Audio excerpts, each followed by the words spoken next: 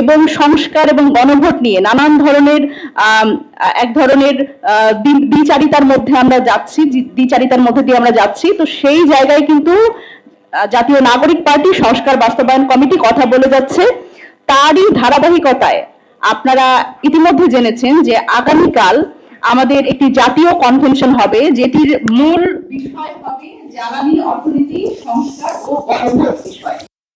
আমরা এই বিষয় নিয়ে আজকে একটু বিস্তারিত করবার জন্য আপনাদের আমন্ত্রণ জানিয়েছি, যাতে করে আপনাদের মাধ্যমে বাংলাদেশের সারা দেশবাসী আসলে এই বিষয়টা অনুধাবন করতে পারে এবং জাতীয় নাগরিক পার্টির যে উদ্দেশ্য সংস্কার বাস্তবায়ন নিয়ে সেটি আসলে তারা বুঝতে পারে। আমাদের মধ্যে উপস্থিত আছেন জাতীয় নাগরিক পার্টির সম্মানিত যুগ্ম আহ্বায়ক এবং এই সংস্কার বাস্তবায়ন কমিটির উপপ্রধান জনাব সারওয়ার তুষার, এবং আমাদের মধ্যে উপস্থিত আছেন মাননীয় সংসদ সদস্য এবং জাতীয় নাগরিক পার্টির সদস্য সচিব এবং সংস্কার বাস্তবায়ন কমিটির প্রধান জনাব আক্তার হোসেন। আমি অনুরোধ করব জনাব সারওয়ার তুষারকে এই আগামীকালকে যে সংস্কার বাস্তবায়ন কমিটির পক্ষ থেকে যে জাতীয় কনভেনশন হবে সেটির মূল লক্ষ্য এবং সেই বিষয়ে একটু বিস্তারিত বলবার জন্য আমি অনুরোধ করছি। গুলোতে আমরা ছাত্র সংগঠনগুলো তাদের বিভিন্ন কর্মসূচি এবং কর্মপদ্ধতিতে তাদের গঠনতন্ত্রে অনেক সুন্দর সুন্দর কথা থাকলেও তারা আমরা দেখতে পেয়েছি তারা পেশি শক্তির ব্যবহার মব কালচারে অভ্যস্ত হয়ে পড়েছে।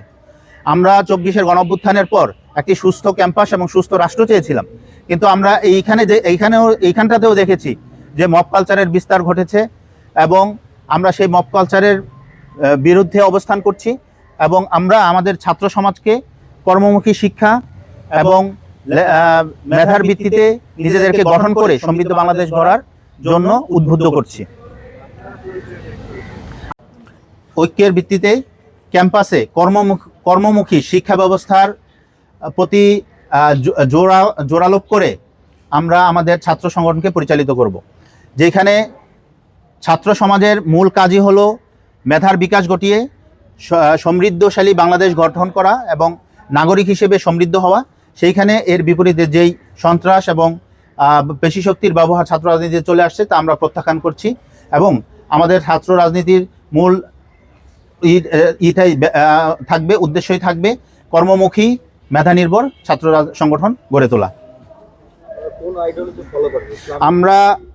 আমরা আমাদের আইডিওলজি হচ্ছে সামাজিক গণতন্ত্র ভিত্তিতে আমরা আমাদের যে জেডিপির যেই মূলনীতি আছে সেই মূলনীতির আলোকে আমাদের ছাত্র সংগঠনকে আমরা গড়ে তুলব। কর্তৃত্ব বহির্ভূত হিসেবে সেটাকে পরিচিত করানোর একটা প্রবণতা আমরা সরকার দলের তরফ থেকে দেখতে পেলাম।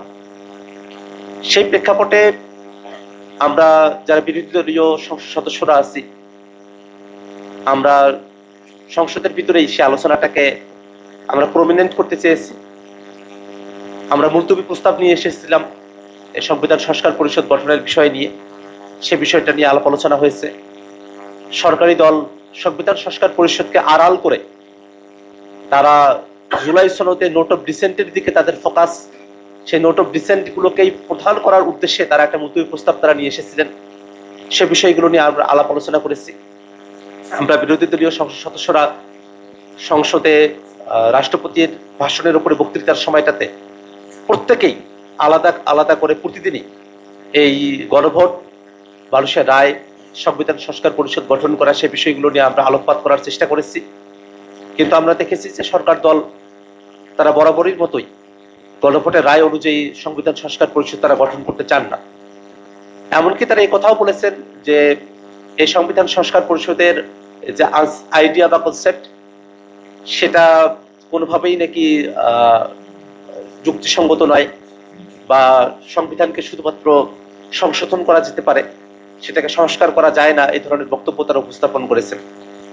অথচ ঐক্যমত্য কমিশনে আমাদের আলোচনায় ছিল যেহেতু সংবিধানের সাথে সম্পর্কিত এমন কিছু বিষয় আমরা পরিবর্তন আনতে চাই যেটা সংবিধানের মৌলিক যে কাঠামো অর্থাৎ বেসিক স্ট্রাকচার সেটাকে ভায়োলেট করে এবং সেই বেসিক স্ট্রাকচারকে ভায়োলেট করে সংবিধান সংশোধন করলে সেটা কোর্টে গিয়ে টিকসই হবে না। সেক্ষেত্রে আমাদের একটা হায়ার স্ট্যাটাসের একটা বডি প্রয়োজন, যেখানে সংবিধানের মৌলিক কাঠামো, বেসিক স্ট্রাকচারে যদি আমরা পরিবর্তন আনতে চাই সেটা টেকসই হবে। এবং সেই ধারণার জায়গা থেকেই সংবিধান সংস্কার পরিষদের আইডিয়া এসেছিল, যেটার ব্যাপারে বিএনপি তখন আপত্তিও করে নেই। তারা 2/3 মেজরিটি পাওয়ার পরেই এই সংবিধান সংস্কার পরিষদের বিষয়ে তারা আপত্তি করছেন। তো আমাদের কাছে সামগ্রিকভাবে মনে হয়েছে যে এই গণভোট, সংবিধান সংস্কার পরিষদ এবং বাংলাদেশের সংস্কারের যে জনগণের আকাঙ্ক্ষা, সেটাকে বাস্তবায়ন করার জন্য সংসদের ভিতরে এবং বাইরে সর্বত্র আমাদের এই বিষয়গুলো নিয়ে কথা হওয়া প্রয়োজন। এবং এর বাইরে আরো কিছু বিষয় জনসম্মুখে এসেছে, বিশেষত জ্বালানির বিষয়ে যে সংকটটা তৈরি হয়েছে বাংলাদেশের প্রত্যন্ত অঞ্চল থেকে শুরু করে নিয়ে রাজধানী শহর পর্যন্ত কিলোমিটারের পরে কিলোমিটার জ্বালানি তেলের জন্য যানবাহন নিয়ে মানুষকে লাইনে দাঁড়িয়ে থাকতে হয়েছে। এবং হঠাৎ করেই দেখা গেল জ্বালানি তেলের